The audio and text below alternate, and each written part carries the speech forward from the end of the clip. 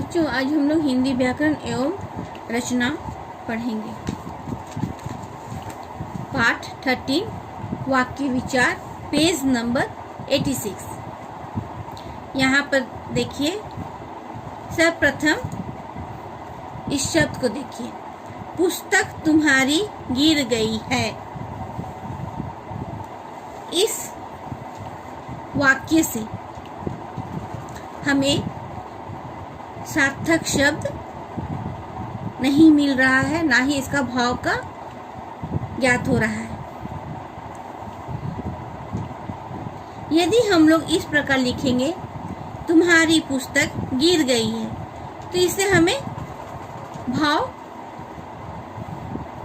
या विचार का पूर्ण रूप प्रकट हो रहा है। इससे हमें समझ में आ रहा है कि इस बच्चे की पुस्तक गिर गई है और पीछे वाला बच्चा उसको बतला रहा है कि तुम्हारी पुस्तक गिर गई है। यहाँ पर बहुत सारे कुत्ते जो हैं भौंक रहे हैं, इससे हमें ज्ञात हो रहा है कि ये सभी जो हैं भौंक रहे हैं। और ये बच्चा जो है कुर्सी की ओर इशारा करके बतला रहा है कि यह कुर्सी जो है बहुत ही आरामदायक है। तो ऊपर हम लोग जो कुछ भी देखें, ये शब्दों का समूह है, इनका अपना एक स्वतंत्र अर्थ है, जिसे हम लोग उसे वाक्य कहते हैं। अब जैसे कि यहाँ पर मैं एक शब्द और बतला रही हूँ, दर्जी कपड़े सिल रहा है। तो इससे हमें भाव मिल रहा है कि दर्जी जो है कपड़े सिल रहा है, कर्ता दर्जी जो है कर्ता है, कपड़ा जो है कर्म और सिल रहा है क्रिया है। जिससे हमें ज्ञात हो रहा है कि दर्जी जो है कपड़ा सिल रहा है। अब हम लोग वाक्य के परिभाषा को देखेंगे। सार्थक शब्दों का वह व्यवस्थित समूह जो हमारे विचारों एवं भावों को पूर्ण रूप से प्रकट करे, उसे वाक्य कहते हैं। वाक्य में जो है सार्थक शब्द होना अति आवश्यक है और उसमें कोमा और पूर्ण विराम भी होना जरूरी है। अब हम लोग वाक्य के अंग देखेंगे। वाक्य के दो अंग हैं, उद्देश्य और विधेय। उद्देश्य जो है वाक्य की जिसके विषय में कुछ कहा जाता है, उसे उद्देश्य कहते हैं। या ऐसे भी हम लोग कह सकते हैं कि जिसके विषय में मतलब कहा जा रहा है। तो जैसे कि मान लीजिए एक उदाहरण है, पक्षी डाल पर बैठा है। तो हम लोग यहाँ पर पक्षी के विषय में बता रहे हैं कि पक्षी डाल पर बैठा है और सांप जो है पेड़ के नीचे बैठा हुआ है। सांप, इससे ज्ञान हो रहा है कि सांप जो है पेड़ के नीचे बैठा हुआ है। तो यहाँ पर पक्षी और सांप जो है उद्देश्य हैं। वाक्यों में इन्हीं के विषय में बताया गया है। अब उद्देश्य का विस्तार। वाक्य में उद्देश्य के परिचय देने वाले उद्देश्य का विस्तार कहलाते हैं। जैसे कि हरा पक्षी डाल पर बैठा है, काला सांप पेड़ के नीचे बैठा है। तो यहाँ पर उपयुक्त में विस्तार जो बता रहा है, ये हरा पक्षी जो है, और सॉरी पक्षी नहीं, हरा और काला उद्देश्य का विस्तार है। अब हम लोग विधेय पढ़ेंगे। विधेय जो है उद्देश्य के विषय में जो कुछ कहा जाए, उसे विधेय कहते हैं। या उद्देश्य जो कुछ कार्य करता है, उसे विधेय कहते हैं। वह पेन से लिखता है, रवि ने मन लगाकर पढ़ाई की। तो यहाँ पर पेन से लिखता है तथा मन लगाकर पढ़ाई की, क्योंकि ये कथन जो है वह और रवि उद्देश्य के विषय में कहे गए हैं।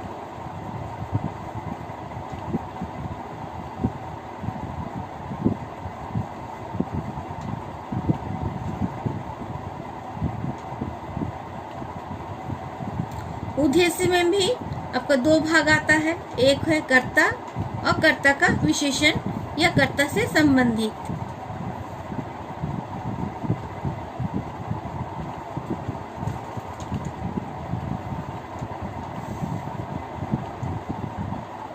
और विधेय में जो है 6 भाग आता है, क्रिया, क्रिया के विशेषण, कर्म, कर्म के विशेषण या कर्म से संबंधित पूरक या पूरक के विशेषण। मतलब इसको हम लोग इस प्रकार समझ सकते हैं।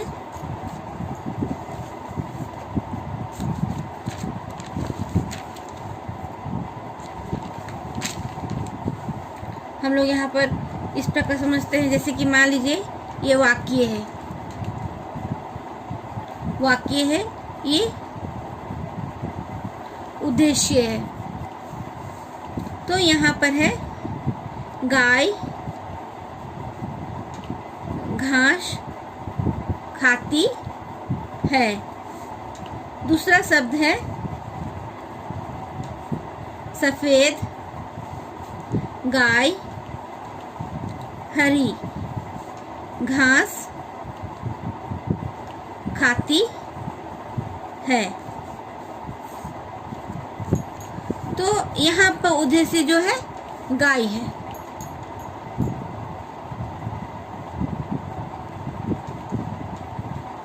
गाय है और यहाँ पर जो है सफेद गाय है।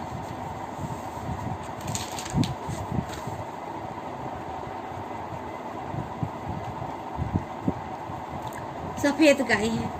तो यहाँ पर मैं बता रही हूँ कि सफेद जो है कर्ता विशेषण, गाय उद्देश्य या कर्ता,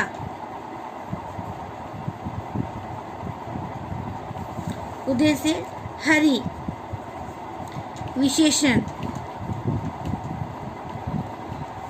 कर्म, घास कर्म विधेय, खाती है क्रिया विधेय।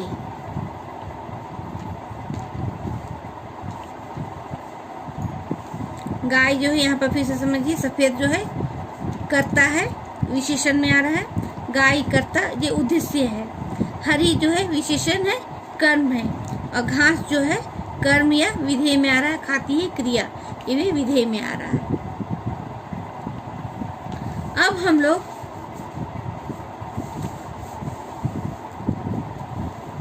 वाक्य के भेद को पढ़ेंगे। वाक्य के दो भेद हैं, रचना के आधार पर और अर्थ के आधार पर। सबसे पहले हम लोग रचना के आधार पर देखेंगे। रचना के आधार पर वाक्य के तीन भेद होते हैं, साधारण वाक्य, संयुक्त वाक्य और मिश्रित वाक्य। तो साधारण वाक्य जो है जिस शब्द में केवल एक ही उद्देश्य कर्ता और एक ही विधेय क्रिया पर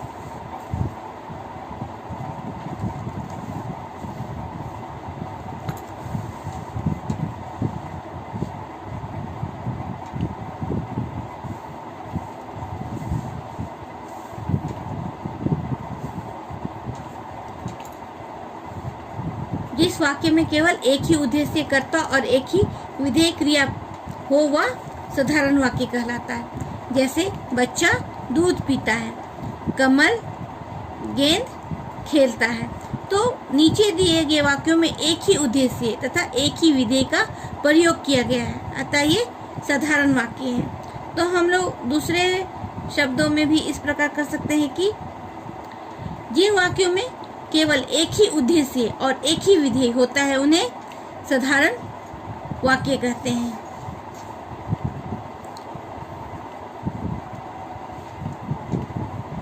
अब हम लोग देखेंगे संयुक्त वाक्य।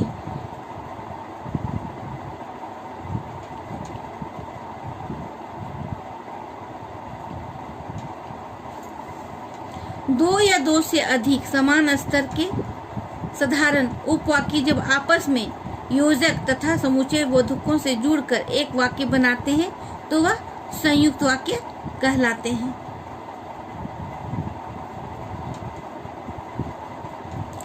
दूसरे शब्दों में हम इस प्रकार समझ सकते हैं, जिन वाक्यों में दो या दो से अधिक सरल वाक्य योजकों जैसे और, एवं, तथा, या, अथवा, इसलिए, अतः, फिर भी, तो, नहीं, किंतु, लेकिन आदि से जुड़े होते हैं वह वाक्य संयुक्त कहलाते हैं। जैसे मैं और मेरी माताजी बाजार गए, रूपाली के कहने पर मीता ने खाना खाया।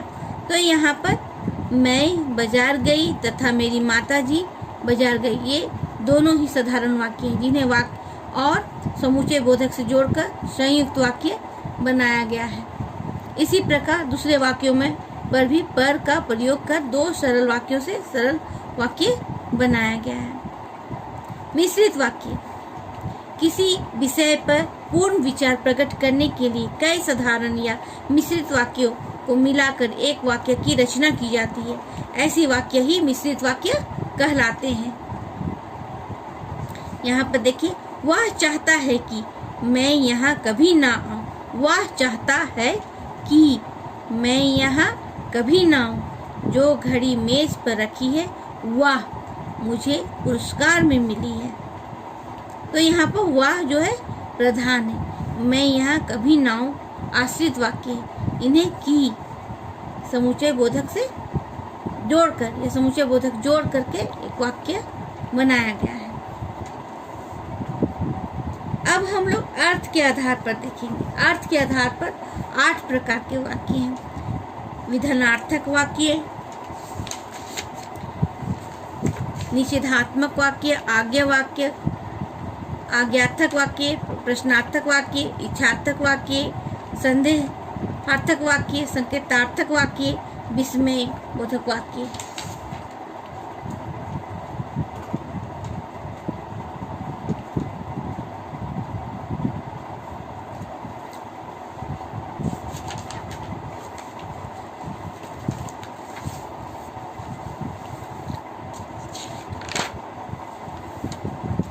अब यहाँ पर समझिए।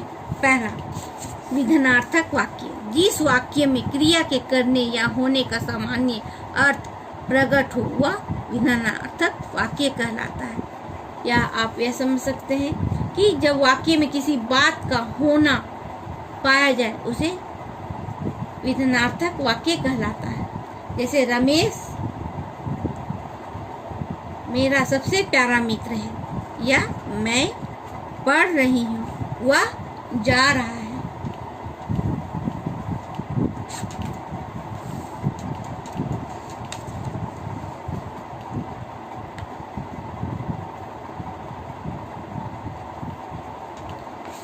इस वाक्य में क्रिया के करने या होने का सामान्य कथन हो रहा है। क्रिया मतलब मैं पढ़ रही हूँ, बच्ची जो है पढ़ने का काम कर रहा है, या वो व्यक्ति जा रहा है।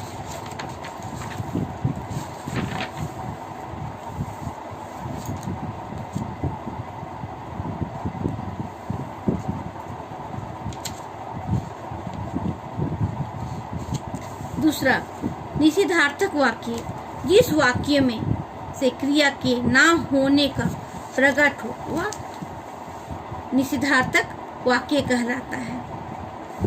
मैं किसी से लड़ाई नहीं करता, आपने खाना नहीं खाया।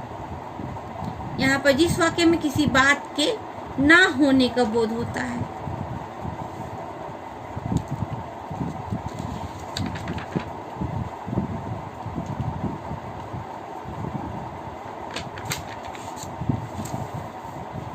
आज्ञार्थक, जिस वाक्य में आज्ञा, उपदेश तथा आदेश देने का बोध हो वह आज्ञार्थक वाक्य कहलाता है।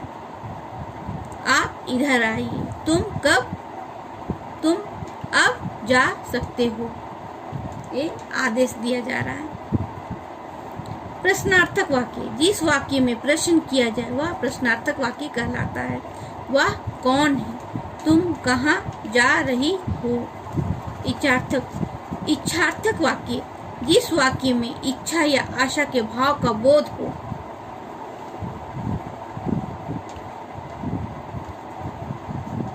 वह इच्छार्थक वाक्य कहलाता है। तुम दीर्घायु हो, वे धनवान हो। संदेह, जिस वाक्य में संदेह की भाव को व्यक्त किया जाए शायद, ये जो है संदेह वाक्य है। रमन ने शायद पढ़ाई नहीं की होगी। संकेतार्थक वाक्य, जिस वाक्य में संकेत किया जा सकता है वो संकेतार्थक वाक्य कहलाता है। अगर तुम दिल्ली चलते तो तुम भी मजे करते।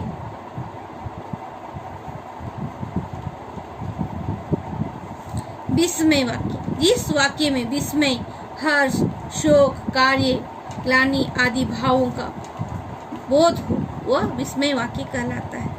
जैसे अरे आप कब आए।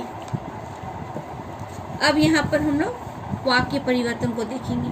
वाक्य के अर्थ में किसी तरह का परिवर्तन किए बिना उसे एक प्रकार के वाक्य से दूसरे प्रकार के वाक्य में परिवर्तन करना वाक्य परिवर्तन कहलाता है। जैसे यहाँ पर देखिए, साधारण वाक्य संयुक्त वाक्य में परिवर्तन किया गया है। मैं दूध पीकर सो गया। मैंने दूध पिया और सो गया। संयुक्त वाक्य को साधारण वाक्यों में परिवर्तन किया है। पिताजी अस्वस्थ हैं इसलिए मुझे जाना ही पड़ेगा। साधारण वाक्य, पिताजी के अस्वस्थ होने के कारण मुझे जाना ही पड़ा। साधारण वाक्य मिश्रित वाक्यों में क्या, वह सब्जी खरीदने बाजार गया। उसे सब्जी खरीदनी थी इसलिए वह बाजार गया। मिश्रित वाक्य का साधारण वाक्य में परिवर्तन, जो संतोषी होते हैं वे सदैव सुखी होते हैं। संतोषी सदैव सुखी होते हैं। यहाँ पर आपके पाठ में देखिए पृष्ठ संख्या 89 अभ्यास प्रश्न सब दिए गए हैं। ये पाठ जो है हम लोगों का समाप्त हो गया है और आपके पाठ में बहुत सारे प्रश्न हैं। इन प्रश्नों को हल आप अपनी किताब की सहायता से स्वयं करेंगे। मैं आप लोगों को आंसर बता दे रही हूँ, आप लोग ध्यान से सुने और सारे प्रश्नों का हल को करेंगे और अपनी कॉपी में साफ हैंडराइटिंग में लिखेंगे। वाक्य किसे कहते हैं, उदाहरण सहित समझाइए। पृष्ठ संख्या 86 यहाँ पर देखिए, तो प्रश्न वाक्य मन का क, सार्थक शब्दों का वह समूह जो हमारे विचारों या भावों को पूर्ण रूप से प्रकट करे उसे वाक्य कहते हैं। जैसे दर्जी कपड़े सिल रहा है, सारे कुत्ते भौंक रहे हैं।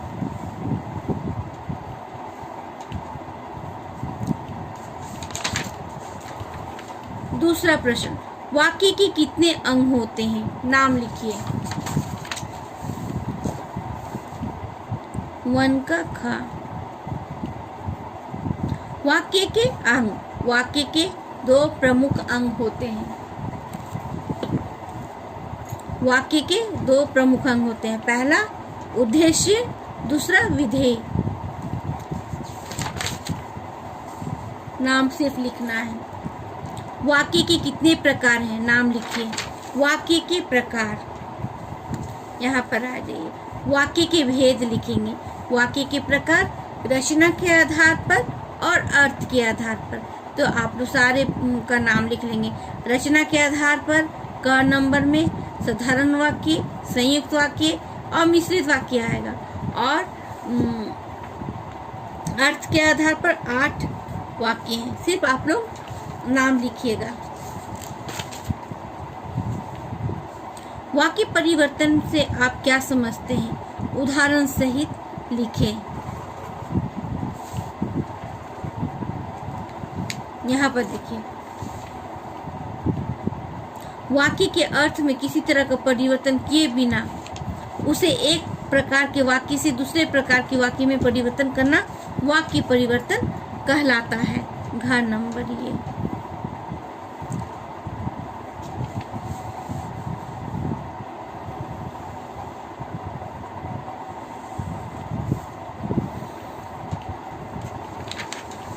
अब यहाँ पर कुछ प्रश्न जो हैं, एक शब्द में उत्तर दीजिए।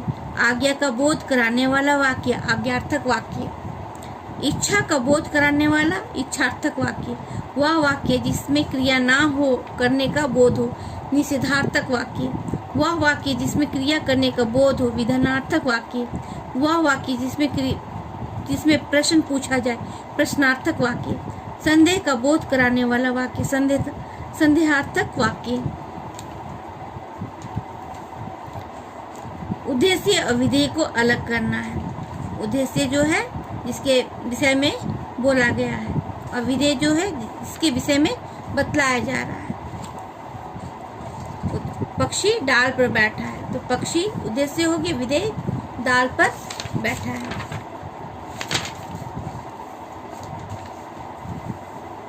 वह अपने पेन से लिखता है, अपने पेन से लिखता है। मैंने बहुत मन लगाकर पढ़ाई की, यहाँ पर बहुत हो जाएगा, मन लगाकर पढ़ाई की। बच्चा दूध पीता है, बच्चा दूध पीता है। आपने खाना नहीं खाया, खाना नहीं खाया। अर्थ की दृष्टि से निम्नलिखित वाक्यों के भेद बताइए। ऐसे आप लोग किताब में भी खोजिएगा तो मिल जाएगा। निषेधार्थक वाक्य, प्रश्नार्थक वाक्य, इच्छार्थक वाक्य, संकेतार्थक वाक्य, आज्ञार्थक वाक्य, विस्मय बोधक। अब 5 नंबर, मैं दूध पीकर सो गया। साधारण वाक्य, वह पढ़ता भी है और अखबार भी बेचता है। संयुक्त वाक्य, लू चल रही थी इसलिए मैं घर से बाहर नहीं निकल सका। संयुक्त वाक्य, जो संतोषी होते हैं वे सदैव सुखी होते हैं। मिश्रित वाक्य, विद्वान का सर्वत्र आदर होता है। मिश्रित वाक्य। तो आप लोग सारे प्रश्नों के उत्तर को मैं बता दी हूँ। आप लोग अपनी पुस्तक की सहायता से सारे प्रश्नों को हल करेंगे और सुंदर हैंडराइटिंग में लिखेंगे सभी प्रश्नों के उत्तर को। और सेकेंड टर्म का जो हम लोगों का सिलेबस है वो व्याकरण भी हम लोगों का समाप्त होता है। और जो इधर में जो दी हूँ आप लोगों को शब्द भंडार, ये आप लोग स्वयं पढ़ेंगे। क ख ग घ अंग, ये आप लोग स्वयं पढ़ेंगे।